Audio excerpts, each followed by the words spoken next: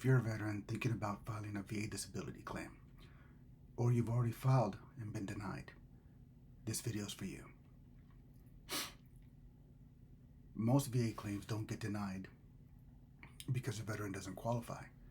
They get denied because the veteran doesn't provide the evidence clearly enough to connect the condition to service. So what the VA actually looks for, there's really three different elements that the VA looks for. The first one is a current medical condition. It has to be a diagnosis. It must be by accredited medical service provider. So what is the ailment? What is the disability? What is the condition that the veteran is claiming was caused by his service? The second thing is just that.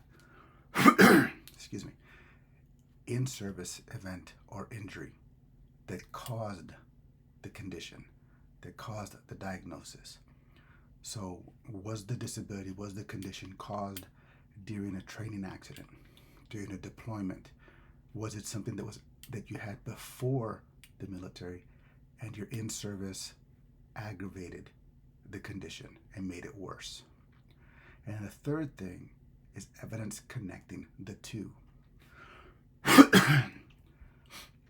So what is evidence connecting the two? It's anything from your service records, your medical records, statements, the infamous nexus letter that a lot of veterans are always so worried about receiving from their doctors or primary care providers. So these are the three items that the VA actually looks for when it comes to filing your VA disability claim. Okay? So next, what are the common mistakes veterans make when it comes to filing their VA disability claims? So the first thing is assuming a diagnosis is enough. So the diagnosis is from a medical provider, obviously, or you would think, that says you have something of a condition, medical condition, that affects your daily life. Okay? For example, you have pain in your lower back and you were an infantryman. Okay? So you have a diagnosis of a bad lumbar disc. That's just a diagnosis. That's not going to get you anywhere. That just says your back hurts. There's something wrong with your back. The next thing people are missing are their own personal statements of how they believe the disability, the injury happened. The third one, so actually let me get back, don't gloss over the personal statement because it's actually pretty important. In your own words, you're telling the VA what happened. That statement is usually should be backed up by your service records and your medical records. Okay? So it's very important because you're writing out your case for the VA. And then the third thing, in a sense, is just what I about did, right? They're rushing through the submission. Okay?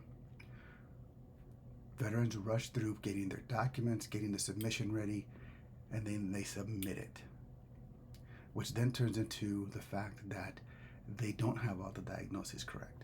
They don't have their statements properly written. They don't have anything that's documenting or connecting the injury to their service, which is one of the main reasons that the VA denies their claim. It's not saying that you don't deserve, that you're not entitled, that you didn't earn the disability rating. They're just denying it because you didn't provide the proper amount of evidence or the documents to support your claim, right? So, long story short, there's three items that the VA looks for. Your current medical condition, documented by your primary care provider or a medical care provider, a specialist, how it happened in service, the in-service event, and the injury, right? So those correlate the in-service event to your current medical condition. And then finally, submitting the evidence connecting the two. Now, medical records, specialist records, testing, MRIs, CT scans, audio scans for hearing and stuff like that, that connects the two. One of the most important pieces of the puzzle would be a nexus letter. It's not as difficult as everyone seems it is to get a nexus letter. But basically, those are the three things that the VA looks for. And again, just to iterate some of the mistakes that veterans make. They assume that the diagnosis is enough. The VA is not going to assume anything. They need your documentation, your claim, to tell them black and white what the issue is, how it's service connected, and then they determine what the rating would be based on the medical document and how it impacts your daily life, right? The second mistake that a lot of veterans make is missing their personal statements. If you cannot remember, or if you don't take the time to lay out your plan, your goal, or what happened to you in your own personal words, then they're going to deny it, plain and simple. Because if you can't tell them what happened to justify, that's the word I was looking for. So if you can't write a statement to justify what happened in your own words, to show the in-service injury and then the medical condition, the diagnosis, and how you believe it happened and how they're connected, then why would the VA care? And the last one is rushing a submission. Take your time. Use a checklist, step by step. Service records, medical records, a physician, primary care provider statement, a nexus letter, all your testing, all those things. Take your time and submit them.